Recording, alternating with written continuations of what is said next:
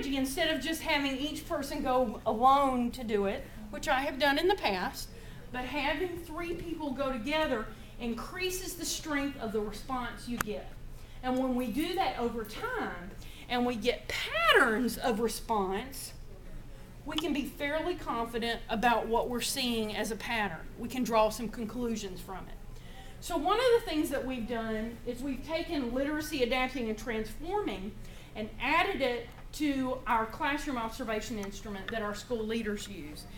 We're still on a continuum. We're not all the way there, y'all. We have a long way to go, but we're working on being better at recognizing when we see it, and we're looking for patterns, and we're always looking to increase the amount of transformational uses of technology we see in the classroom. I don't want you to say it out loud. I just want you to think in your head for a minute and kind of use your mind's eye to go out and walk through a few classrooms in your own school or district where you are. And I want you to be thinking about, what percentage of transformational would I see if I were to go walk through? Or maybe take 2 of my buddies so that we would have that ability to triangulate our thoughts. And what will we see? And again, I'm not asking you to answer out loud. It's not that kind of thing. But I encourage you that is an activity that has proven enormously valuable, both as a professional development experience, also as a data collection process in our own district. Okay, so we are coming close to the end of our time, so I'm just going to stop there and give you a chance to ask any of us questions before we run out of time. And I'm going to skip through to our very last slide so you can pick up our URL. And again, it's also linked. If you're already looking at the Tech and Learning Forum Vault, it's also linked there. But this is where all the materials from today's presentation plus more are linked. What can we answer for you guys? Yes. The STARS project that you did, was it for a semester, or you may have said it earlier? We did it for a full year. Okay. For the elementary school, the project usually spanned maybe a semester plus a month or 2. Okay. They finished a little sooner than our middle school did. The middle school took almost the entire year, but I will give you the caveat that we took a break. We paused somewhere around the end of November until somewhere around the middle of January. There's just a lot of things that happen in school as we get to that period of November and December, and the teacher said, please, I need a break. I need a little bit of time. And when we came back, we actually focused on the teachers for about a month and giving them professional development and doing some work with them while the kids were getting ready for standardized testing. And then when the kids were in the process of standardized testing, since the schedule is already thrown up in the air, that's when we did the majority of our media making that you heard Sandy speak to. Yes? Were the projects integrated, any of them, or? Integrated as in not just one content area. Cross-curricular area. Absolutely. And Jack's project is a wonderful example. I bet if you sat down with the GPS and started looking, you could name social studies standards, you could name tons of language arts standards, you would probably even find a few process inquiry standards from science. One of the things that I did in the very early days of going to my principals and convincing them that they wanted to play with me, I took the entire K-12 GPS and I searched the word question.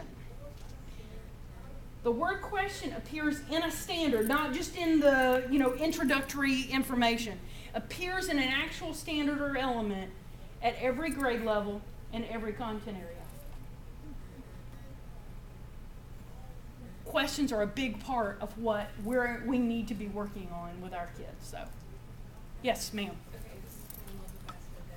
Okay, when you said the teacher said they needed more time, was that in there thinking, now we need more time to teach because I have these other standards that I have to cover, and this is not covering those other standards. So I guess my question then comes back to, all right, so this is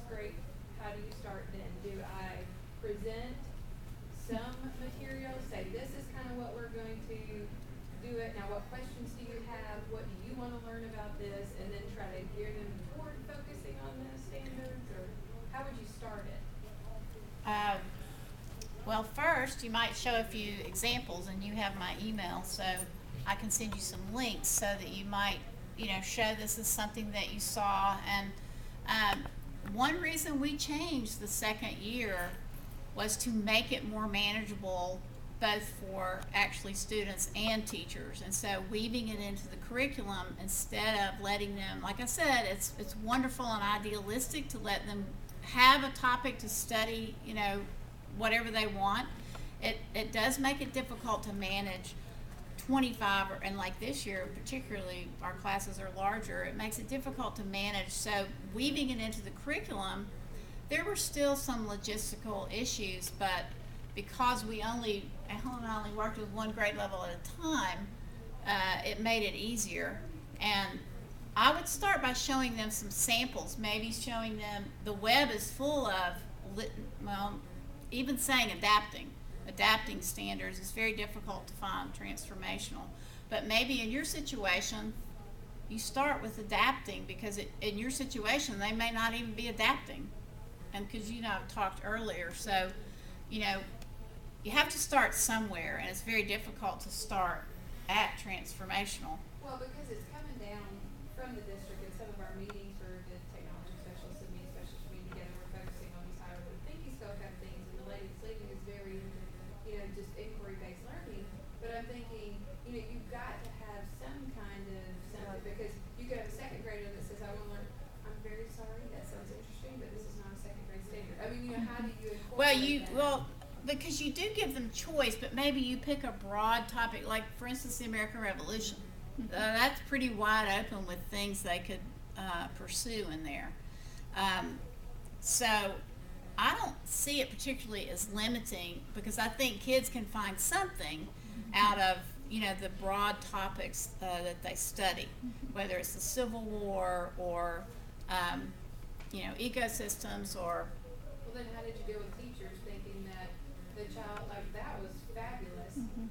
How many questions is he going to be able to answer on the CRCT about that?